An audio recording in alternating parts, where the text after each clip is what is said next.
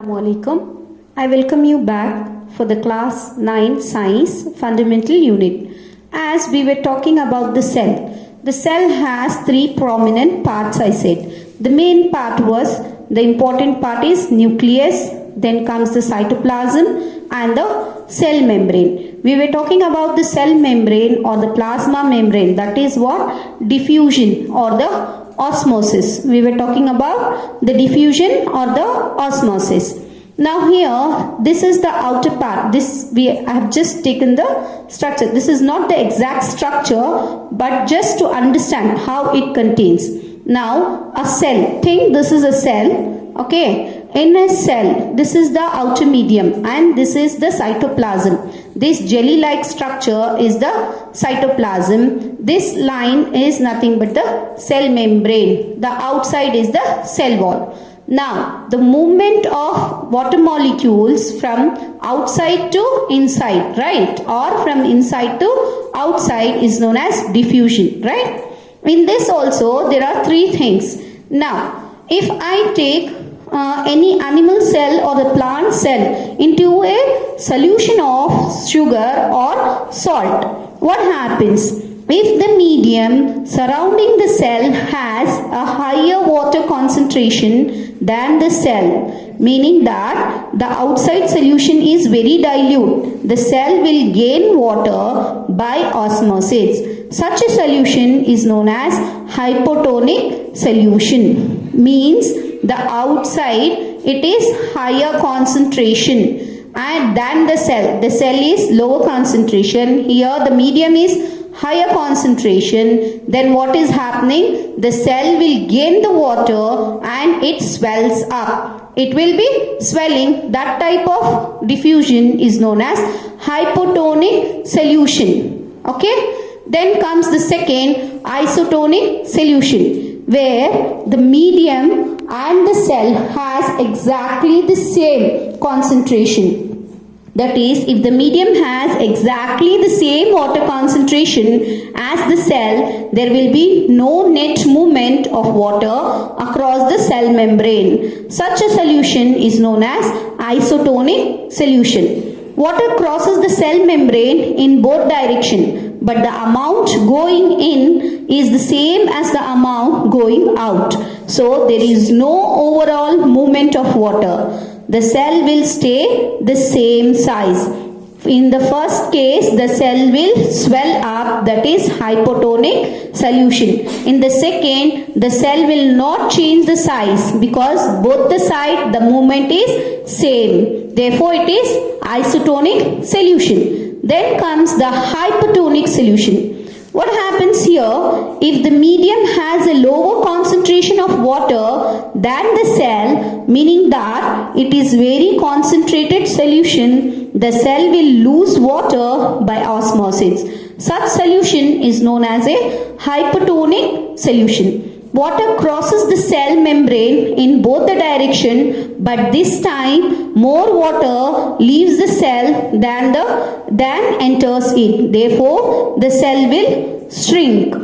Osmosis is a special case of diffusion through a selectively permeable membrane. Understood? These three types of osmosis. Once depending on the medium what we are using. If the concentration is more, then it is hypotonic. If it is same, then it is isotonic. If it is lower than the cell, then it is hypotonic. In this, it will swells up the cell. Here no changes. Here the cell will shrink. Now, we can see an activity. For example, take dried raisins or apricots in plain water and leave them for some time. Same raisins again and apricot in the sugar solution or the salt solution and leave it for some time. See what happens. At home you can do this activity and check. Unicellular freshwater organism and most plant cells tend to gain water through osmosis. Absorption of water by plant root is an example of osmosis. Where is it going on? Example in the plant roots.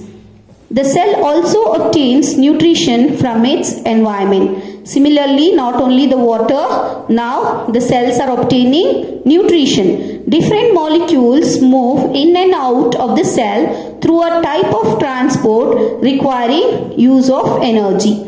The plasma membrane is flexible and is made up of organic molecules called lipids and proteins. However, we can observe the structure of plasma membrane only through an electron microscope. The flexibility of the cell membrane also enables the cell to engulf in food and other material from its external environment. Such processes are known as endocytosis.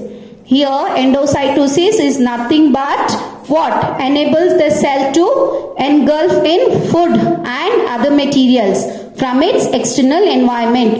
Here we were talking about the water. Even the food can be taken in the form of lipids and proteins through a semi-permeable membrane, that is the plasma membrane. Then coming to the next.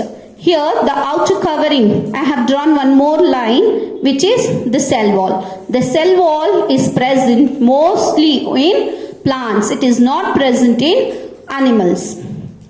Plant cells, in addition to plasma membrane, have another rigid means strong outer covering cell called the cell wall. The cell wall lies outside the plasma membrane. The plant cell is mainly composed of cellulose.